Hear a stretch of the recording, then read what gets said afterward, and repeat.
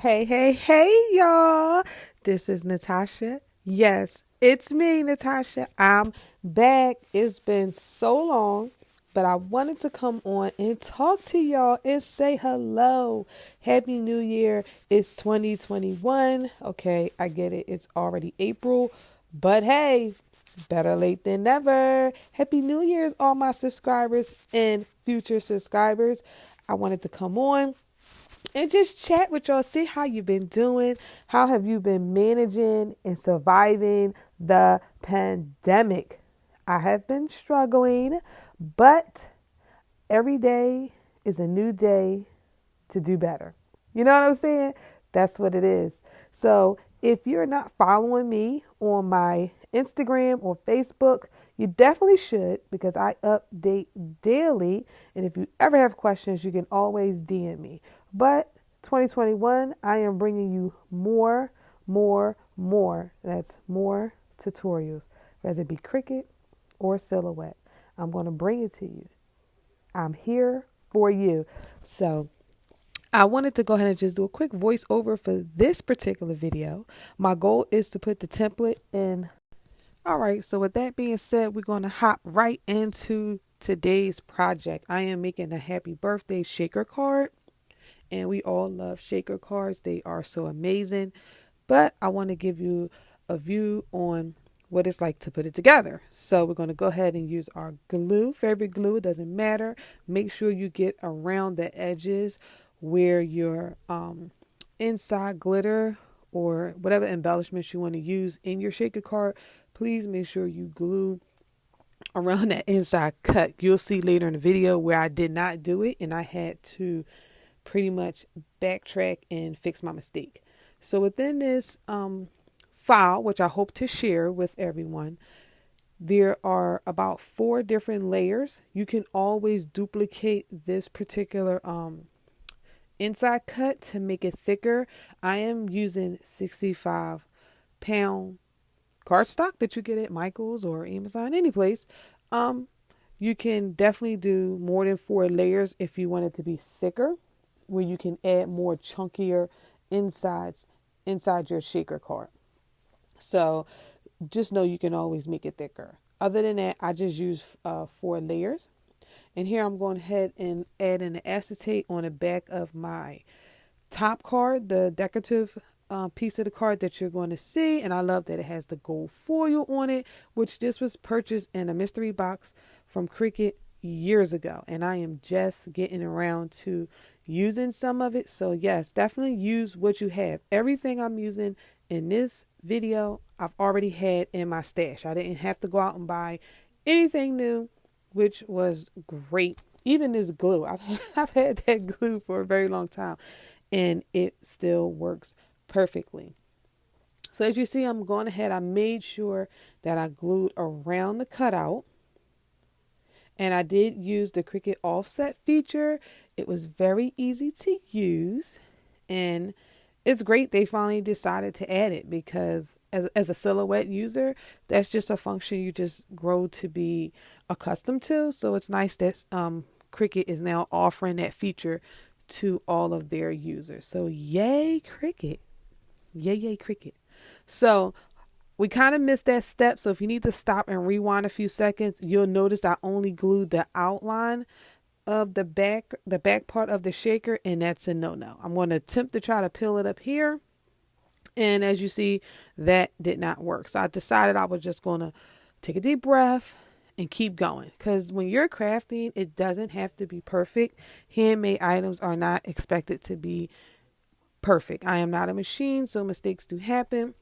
So I just kept going. I started putting my sequins. I'm going to grab some of my chunky glitter and I'm just adding it to the middle part. This is what we consider the shaker of the card. And I'm just going to place that on top. And at some point, my mind is going to tell me, we got to fix this. And you will see. Oh, another tip. Please make sure when you're gluing down your letters, do not use a lot of glue. The great thing about this particular art glitter glue, it will dry clear, so don't stress. But if you can wipe some of the glue off, I suggest you do that because it will minimize any, kind of coming out on the side. So that's what you see me doing, putting the glue on, and then I'm just wiping some off. So as I'm doing that, I still want to check in with y'all. So hopefully you're still, interested and you're excited about how the card is going to come out. Hopefully you have grabbed all of the products and you are crafting along with my video. I get it is kind of fast, but you can go ahead and pause it at any point and rewatch it as many times as you need to put your card together. So no worries, y'all. No stress. Remember, crafting is our happy time. So okay, so there we go. We have the happy and the birth. We just need to add day. And the thought behind the letters is to kind of have them scattered and not perfect. I wanted them some up, some down. So that was the thought pattern behind this design. Just to have a nice, fun shaker card. Using all of my favorite colors, of course. So now the top layer of the card is finished. Now we just need to work on the shaker part, because I'm afraid that once I go to shake it, that my little pieces are going to fall behind the backing, which it did, and yikes, it is time to fix it. Yes, yes, we have to rip it. Just rip it off. Rip it off, put that in a recycle, and we're going to collect our insides because we're going to just put it back in. We're not going to throw it out or waste it or anything. We're just going to stick it back in. I'm going to take this extra piece of paper and go ahead and cut it down. And I'm going to glue it the right way. So please take notes of where I'm gluing it at this point so that you don't make the same mistake that I did. Go around the cutout. That's going to keep all of your goodies on the shaker part. You don't want it all behind the card because then you can't see it. It's just a waste. So just make sure you go all the way around, and then you can do the border of the yellow part of the card. And also keep in mind, as long as Cricut let me be great and let me share this project with y'all, you can choose whatever colors or patterns that you want within a project. You just make sure you choose that color, or you can change the color on the canvas. So once I get around to editing that video, I'll make sure I link it down below so you can see what, that even looks like. But in any case, if you have a Cricut, you're familiar with choosing your cardstock and putting it on the mat to match whatever the cutout is on your screen. So now that card is fixed. Go ahead and put all the goodies back on the inside. I'm actually going to add a little bit more because I don't want it to be overfilled, but I want it to be filled enough that it will move around and shake for whoever the special person that you're making this card for.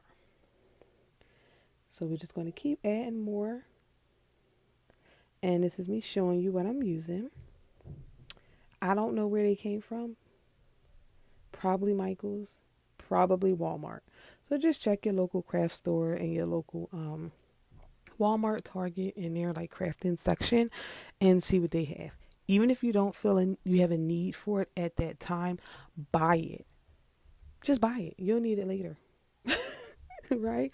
Buy it. You'll use it later. Because I've had these for years, and I'm so glad I'm finally able to put it to some use, right? Yes, that is the goal. Use your stash. And if you don't have a real big stash, then buy things that you can, use in the future. Just don't overdo it. So at this point, I'm going to put double-sided tape around the border instead of glue. And the reason why I do that is because wet glue can warp your paper. And because this is going to go on top of the card, and this is what the recipient is going to see first, I don't want them to see any type of glue outline or anything like that. So that is why I'm using double-sided tape, which was purchased at Amazon. So just type in double-sided tape. It'll come up.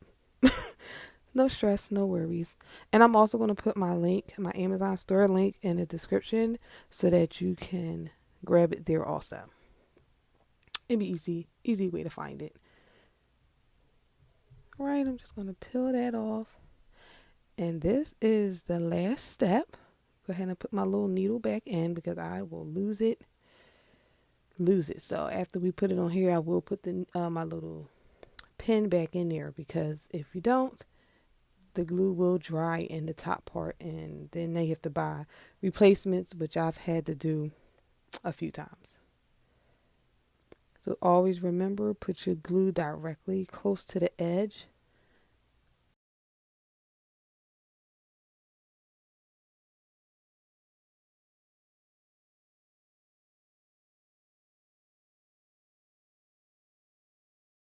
It's going to go down perfectly. At this point, I am standing up directly over top of the card so that I can see exactly what I am doing.